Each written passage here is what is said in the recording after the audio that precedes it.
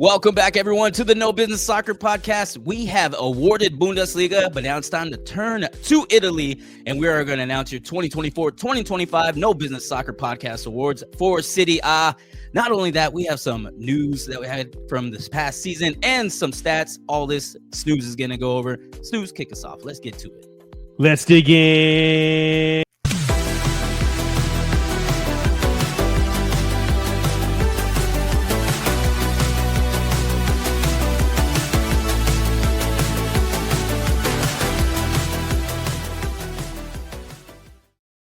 What is up, everybody? Welcome back to the No Business Soccer Podcast.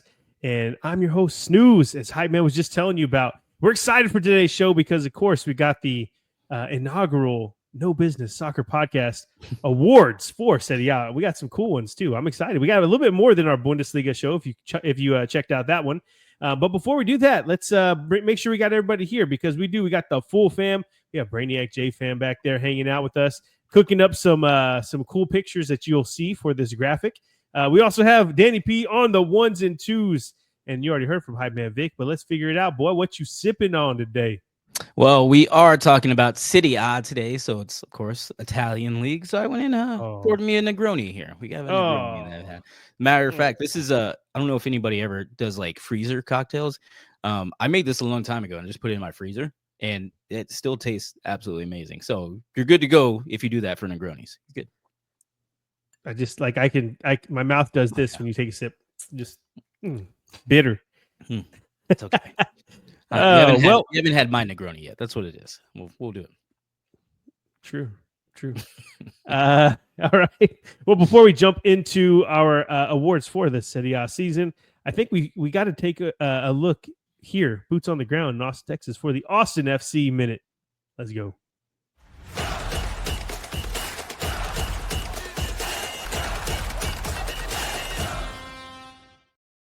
Yes, sir. Say it isn't so. That's 2 wins in a row for Austin FC, and we scored more than 1 goal in both of these wins. We beat New York Red Bulls this past weekend at Q2 Stadium 2-1. Brandon Vasquez got the game winner in the 51st minute, but Guilherme Biru had a very good header off of a cross from Usman Bukhari. It was just a good time, I think, and it's been paying off. This is actually, Danny P's idea is that we went to the corner one time. We've scored like every time in that corner. And then we go to the supporter section the other way, and we've scored like almost every time there too. And Brandon Vasquez like finds us in the crowd. It's pretty crazy. So Vasquez, I know you're watching. You know, we're up. Yes, of course he's watching. Of course he is. But yes, it was a great game and everything like that. It was fun to watch, and it's actually getting harder to float around in those seats. Maybe it's because we're doing better, but yeah, there's a lot more people going right now, and yeah, I guess it's a good time. So it is. It is. Yeah. The next game we have is against Seattle in Seattle on June 28th, and since it's in Seattle, we have to cater to their time frame. So that game starts at 9:30 p.m. For everybody who's going to be staying up late. I think I'll be getting out of the Bayside show by that time, and I can be able to watch most of it. So, yeah, good luck in Seattle. Let's make it 3 in a row. I don't remember the last time that's happened. Probably like 2 years ago. But yeah, let's freaking do it, Austin FC. Good job. Well, you did a great job there, but let me just call out because it was Austin FC played way better than you're making it sound, because we could have had it easily 4-0. Yeah. If they're like with a little bit better shooting. We dominated that game. I don't know who the guy was that was a 2-on-1 with Ozuni and who was that? It was Obrian. It was Obrian. Obrian, yes, and he shot at the keeper whenever Ozuni was like standing in front of an empty. Like, oh my god, yeah, stupid. We could add a little bit. He was pissed. He was pissed. That ended the game, and he was so pissed. But anyway, yeah, good job, right. Austin FC. We dominate. Yeah. Come on, let's go. Come on, let's go. All right, we're doing it. 3 in a row. 3 in a row. We're gonna do it. All right. Well, we're going now to the awards for the 24-25 season in Italy. So I'll let you do your part. So let's go to Serie A.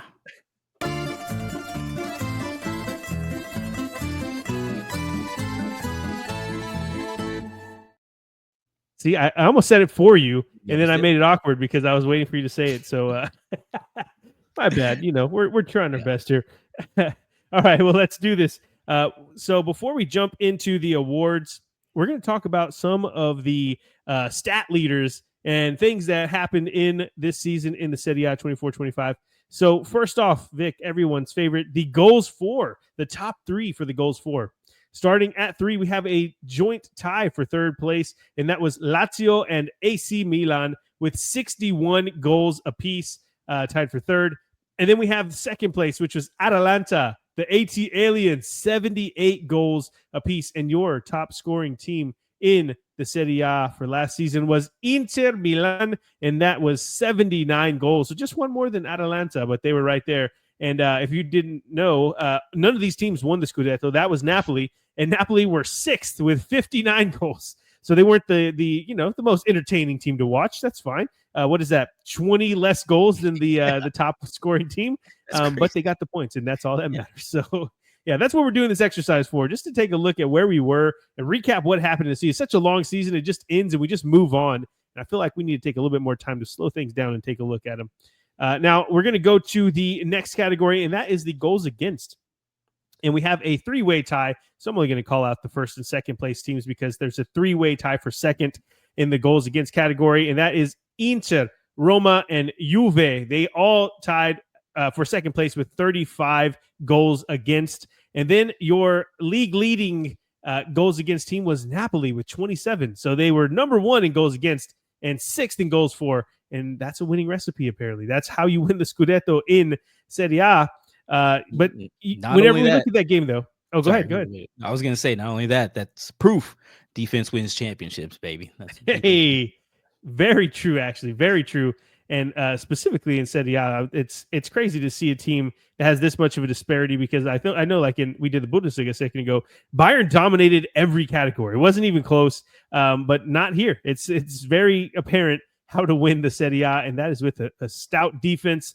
And I remember that there was a ton of 1-0s, 2-0s for Napoli, mostly 1-0s against teams that they could have easily beat, blown out, or at least gotten 2 or 3 goals against. But no, 1-0s, and that's how you end up with these type of stats. But that's also how you end up with a Scudetto, apparently. So there we go.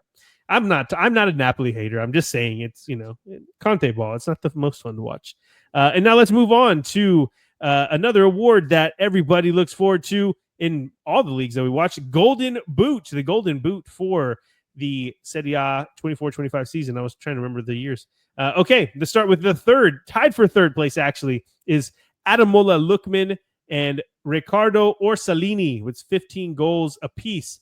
And they are in that third spot, which is insane because Ademola Lookman, we're used to seeing him scoring in big stages for Atalanta, but Riccardo Orsolini came out of nowhere for Bologna to make this happen, and we'll have a little bit more to talk about him in a second. Next one up is our Fiorentina's own Moise Kean in second place. There you go, patting that crest. 19 goals, and he ends up in the second place for the Golden Boot. And what a season he had. We've known him for a while. Different teams, played all over the place, but Fiorentina seems like he's making it his home and is making a statement there. And they did sneak back into the Conference League, so you know how they do in that Conference League. Always getting very, very close to that final. Be fun to see them playing next season again. But your Golden Boot winner for Serie A was Matteo Retegui for Atalanta, and he had 25 goals. And we'll talk more about them in a second. But from what I was looking at based off of his stats last season, this is an outlier. This is a crazy amount of goals for Retegui. And maybe it was just because of the way that Atalanta played, but congrats to him for the Golden Boot in Serie A. 25 goals, 6 goals more than the second place Moise Kean, and that is crazy. Really cool to see. And Ademola Lookman's on the same team, so obviously they scored a lot of goals. We talked about 78. They were the second team in the goals for category, so just goals galore at Atalanta. Too bad that Roma stole their coach, and we'll talk about that here in a sec. Assist leaders in Serie A for last season. There were 5 players that had 8 assists last season. They all tied for third place. Then there's second place. There was a third place, there was a 3-way tie. So three players had 9 goals, and that was Raul Bellanova from Atalanta. Oh, actually, only 2 players. Sorry. He's Raul Bellanova from Atalanta and Christian Pulisic from Milan. And that they have 9 goals, 9 assists apiece in the second place. And your assist leader, Danny P's favorite player ever seen, Romelu Lukaku. And he played for Napoli this past season. He's played all over the Serie A, but Napoli, and he had 10 assists, and that was the top in Serie A. Crazy stuff. You wouldn't really see Romelu Lukaku up there for the assists, but hey, big man up front, brings it down, passes it off, and usually it's Scott McTominay there to save the day. Oh, yeah, he headlines. Yeah, he quietly balled out this season. Honestly, I think every Romelu Lukaku highlight that I saw was always something positive. Right, he wasn't getting burned, he wasn't turning the ball over or anything like that. So pretty quietly had a pretty good season. So there's a reason why Conte went to Napoli and was like, you know what, I want that guy. Yeah, not bad. He had a great season. Look at him, assist leader. Congrats to Matteo Retegui, Romelu Lukaku. Great seasons for these guys, and hopefully they can keep it up. And a couple more things to clean house before we get into the awards. We're going to talk about some of the headlines and some of the stats that we had from this past season. First one up, we had 9 managerial changes this season in the Serie A during the season. There's been more since it ended, but the 9 was Roma twice, Lecce, Genoa, Monza twice, Milan, Parma, and Juve all finished the season with a different manager than the one they started it with, which is crazy. I think that's going to be the most. I haven't looked at the rest of them. I want to do this with everyone. But yes, 9 managers and in-season changes. Crazy. And some of the interesting stories, Vic, this is going to bring back a lot of memories. We had a couple of them. The first one, actually, this was pretty interesting. I don't know if I've seen this before, but we have it, the curious case of the Monza manager. So get this, Vic. Monza sacked manager Alessandro Nesta and then rehired him approximately 7 weeks later. So check this out. He was originally sacked on December 23rd, 2024, after a poor start to the season where Monza won only one of their 17 league matches. And so they fire him, they sack him, and they bring in Salvatore Bocchetti. I imagine that's how you say that. Yes. They fired him for Christmas. That's messed up. Oh, man. I didn't think about that. Yeah. Okay, man, just go to your family and like don't come back. Don't come back. But Salvatore Bocchetti was brought in. He was hired as his replacement after a string of poor results, though, including one win in 7 league games. Bocchetti was also dismissed. And get this, Monza then revoked their dismissal of Nesta and brought him back as the head coach to finish out the season. I mean, I didn't even know that was a thing. You just be like, hey, actually, we suck without you. So we're going to say that we didn't fire you. Just come back and help us out. Which did matter anyway. Monza had the worst season, and they went down really quickly. So anyway, yeah, crazy story. I didn't even know if we caught that one in the middle of the season. To tell the truth, we didn't really pay that much attention to Monza after the new year. So, and then of course, Vic, your favorite story of the Serie A season. Can you guess it? Wait, I think you saw the notes already, so you know it. Yeah, I saw the notes. So I'm sorry. Okay, you told me in practice. Yeah. Practice makes perfect, baby. But yes, it was the infamous Eagle handler from Lazio barricading himself and refusing to leave after posting some pics of his prosthetic piece online. He gets fired. He says, hell no, I'm not leaving. It turns out that it was never really that big a deal. Basically, he lived there, and they were like, you can live there for a little bit longer, but you need to get out of here because you're fired for posting a dick pic online of your prosthetic piece. Now, I don't know if we called this out before, but we should look into the surgery that he got and see if this is something that maybe helps our users, right? Our listeners, because hey, maybe you want a prosthetic piece. I don't know. I'm not here to judge anyone. Okay. And this guy is sitting here just sending pictures to the world being like, hey, look, he's proud of it. You know what I'm saying? Like, he's proud of it. Is there something wrong with that, Vic? I don't think there's anything wrong with that. I guess we'll do some research. We'll get back to you guys. All right. We could just, maybe not. Maybe don't do that. Obviously, don't do that because you get fired from your little eagle handler job. And that kind of sucks. All right. Weird story. Let's move on to another weird story from the Serie A season. We had Jens Odegaard. He walked onto the pitch for Bologna with what only could be described, Vic, as a zombie bite. He came out and said it was medical spray for some rash or something he had on his neck. But if you look at the picture, it was definitely in the shape of a zombie attack. A zombie bite, and we had a whole short about it. It was kind of crazy when it came up. It's really weird to see, actually. But the biggest story of all was Roma and Claudio Ranieri taking over mid-season and completely changing their season around, and we'll talk about them more in a detail in a second because, Vic, let's go on to the awards, sir. Yes, sir. Yes, sir. We are now going to present your No Business Soccer Podcast Awards for the 2024-2025 Serie A season. And we just kind of alluded to it. We are going to go with the most surprising team of the season this year.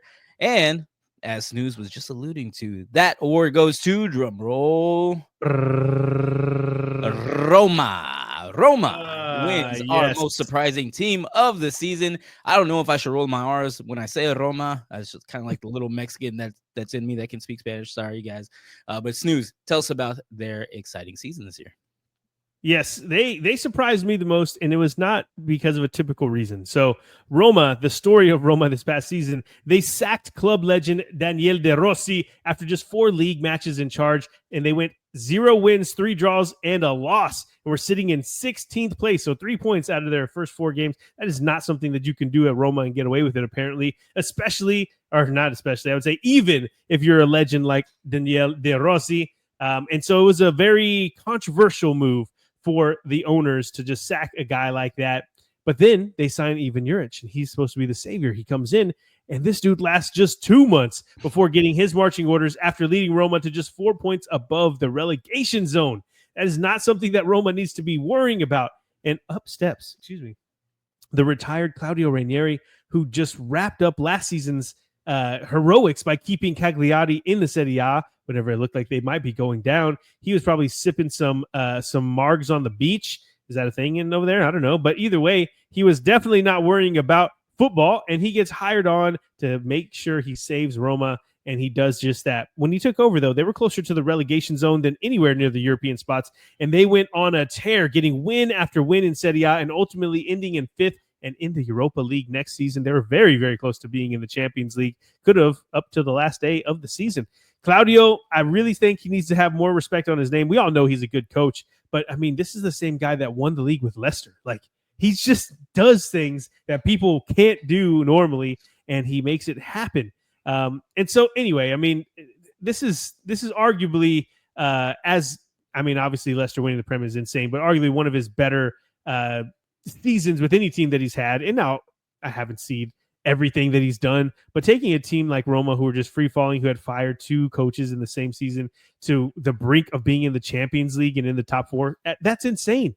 And I'm sure there's plenty of other greatness stories that people might come up with, but those are the ones that stand out to me and why he needs more respect on his name. But the reason that they're the most surprising team is obviously everything we just talked about, but where they ended in 6th place or whatever it was, 5th place, and that's normal for them. They end in the top 6. So if you just looked at Roma and see the end of the table and you're like, oh yeah, that's good. But it's all of the things that happened to get there, because yes, they did end where they usually end, but it did not look like that earlier in the season. And that is why Roma wins the 24-25 most surprising team award for the No Business Soccer Podcast. Congrats, Roma. They also get some bonus points because they did end up 5th. Do you know how many points they ended with? Oh, I couldn't even guess. 69. So congrats, hey, Roma. Even better, baby. Good job, Roma. So congrats are in order for Roma. And then shame is in order for this next team as we present our most disappointing team of the 2024-2025 Serie A season. And that goes to, unfortunately, all you Captain American fans, AC Milan. Sorry about it. Snooze, tell them how they disappointed us this season. Yeah, this one's sad. This one hurts all of us Americans just a little bit. A little bald eagle tears dripping down. We can hear right now. And this one was very close to being Lazio. Just have to call it out there. Now, Lazio isn't used to being as far up in the table and as successful as Milan, and that's why we have to call out Milan as the most disappointing team this season. I kept calling Milan all season the most confusing team in the Serie A because they were genuinely just hard to pin down. They would have a game on the schedule would be breaking down, and I'm like, they should win this one, but I don't know. Maybe they lose it. And it happened over and over and over. They finished the season in 8th with no European competition next year, and they have a squad full of great players, Vic. They have Pulisic, they have Reinders, they have Leao, they have Teo Hernandez, Santi Jimenez, Joao Felix, Fofana, on and on and on. They have these guys that are great, great players in their own right, but it just hasn't come together as a team, and obviously it shows because of how they ended the season. Let's just break down where they usually are, though, because it's probably, to us, seeing a team have a bad season is probably like, oh, yeah, cool, happens every once in a while. But Milan are not used to being where they are, closer to mid-table, because in the last 5 seasons, they finished second, first, fourth, second, and then now in 8th. It's obviously a very big outlier and not acceptable. But to underline how confusing this team have been, I just told you how I call them the most confusing team. They've not lost any of the last 5 Derby della Madonnina, or as I call it, the battle for Milan. They've beat Inter, who won the league last year. They've beat them 3 of the last 5 times, and the other 2 were draws. So they haven't lost to them in a while. Yet they've had this horrible season, apparently. And it's just crazy to see how they've been doing this. They had the 4th most goals for, and the 8th most. They were 8th in goals against. Sorry. So obviously there's issues stemming from the defensive side of the ball, right? If you're top 4 in goals for, hey, sure, we can do that. I mean, look at Napoli. They won it, and they were 6th. So they need to get the defensive side of the ball right. But there's some massive questions going into next season for them, Vic, because the first one was obviously they have that bloated squad, a lot of rentals coming in that they're going to have to figure out what to do with. And they just lost to Johnny Reinders to Man City, who was arguably one of the best players on that team, one in that midfield that made things tick. But second, they have a new manager now. At the time of writing this, I wasn't sure who it was going to be, but it is Massimiliano Allegri. Oh, I was almost mixing my words there. Massimiliano Allegri. He's taken over for the first time since his last spell at AC Milan. That was back in 2014. And now with this squad and no European competition, it's all up to them to get it done and get back to get the ship righted, I guess we could say it, for next season. But this season was definitely something we just flip the page and go to the next year, we'll call it, because they were a disappointing team. I don't know. We can't clap for them, but hey, better next time. Better luck next time, guys. We can do it. Pulisic's still there, so they'll definitely do it. Yeah, I think they can pull it back. Captain America can definitely pull it back, get them on top for sure. Got to think that, right? Yeah, I mean, he's resting right now instead of winning the Gold Cup, so he must be really rested up and ready to go for next season, I think McKinney's playing in isn't he playing the club? Yeah, he's with Juve instead of instead of the United States. But anyway, we'll go over that some other day. But we'll go ahead and move forward. Snooze, I just want to get confirmation. Do we want to go over what we're looking forward to next season, or do you want to go with the last award? Oh no, let's do the looking forward to next season. Good. We got a couple of new ones we're throwing in. Yes. And I just want to make sure we're in the right format before I messed up Snooze's stuff here. But we do have a team that we're looking forward to next season. And one we are looking forward to for the 2025-2026 season is the little town called Como. Como is going to be our most team we're looking most forward to for next season. Snooze, tell us about them. Yeah, that's a tough one to kind of like call out with an award or anything. It's not an award. What we're talking about is essentially a team that we liked all season and we liked where they were building to. And now looking forward to the next season, which team kind of tickles our fancy, I guess we'll call it.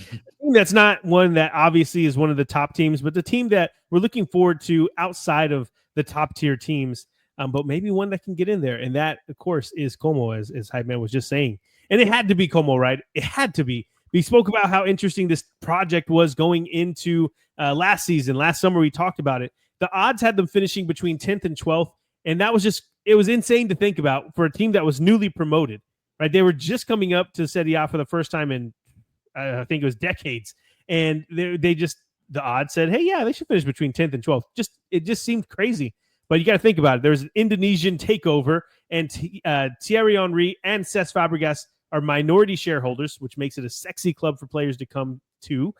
Plus, Cesc took over the managerial role, and we knew because of all these things laid out that they were building something special. We didn't know how it would fare or how they would do because, it's a big jump from the second league, Serie B. I don't know how to say that.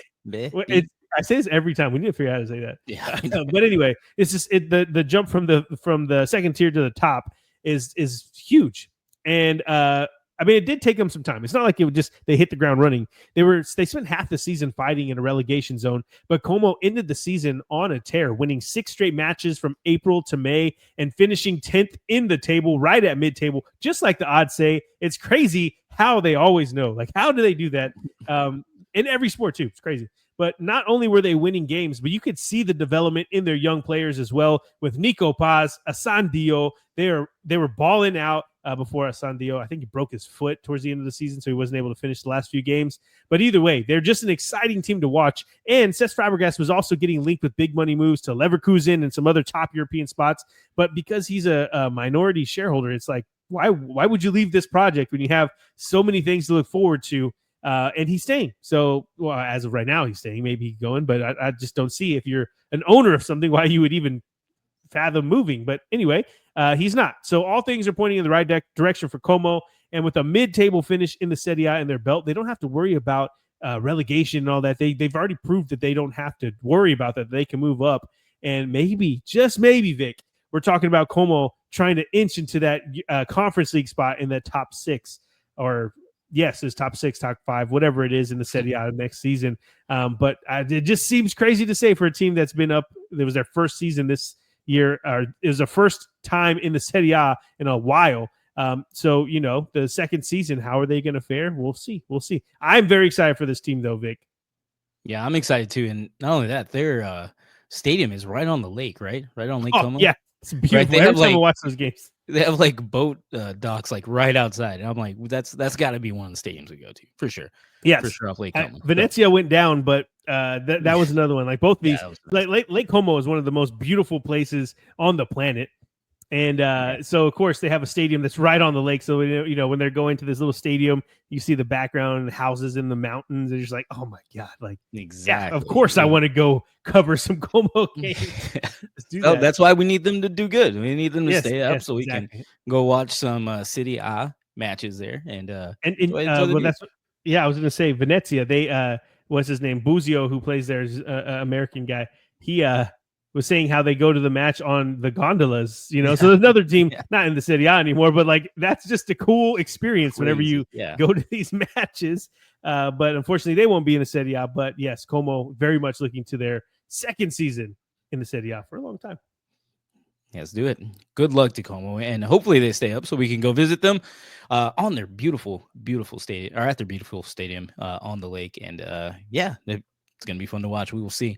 But not only a team that we are looking forward to next season, we are also looking forward to players themselves. And the player that we are looking forward to most next season is from Bologna, Riccardo Orsolini, or Riccardo Orsolini. I'm pretty sure that's not how you say it. Yeah, but Orsolini. So Snooze, tell us a little bit about him and what we're looking forward to.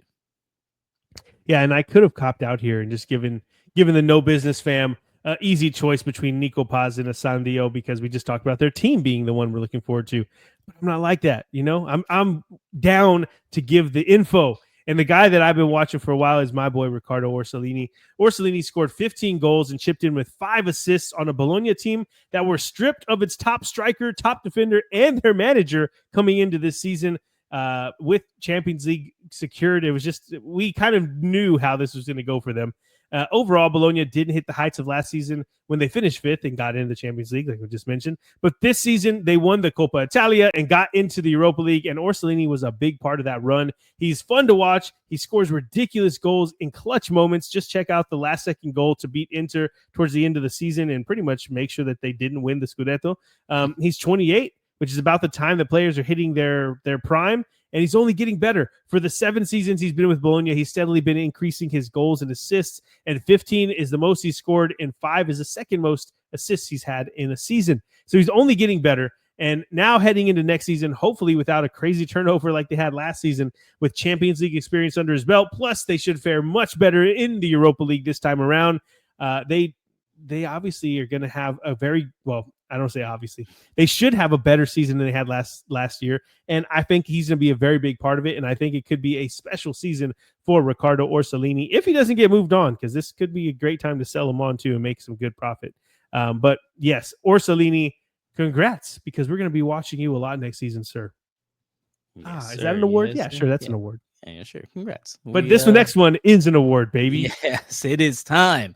It is time that we announce the 2024-2025 Golden Cannoli, which, of course, goes to the No Business Soccer Podcast Player of the Year for Serie A.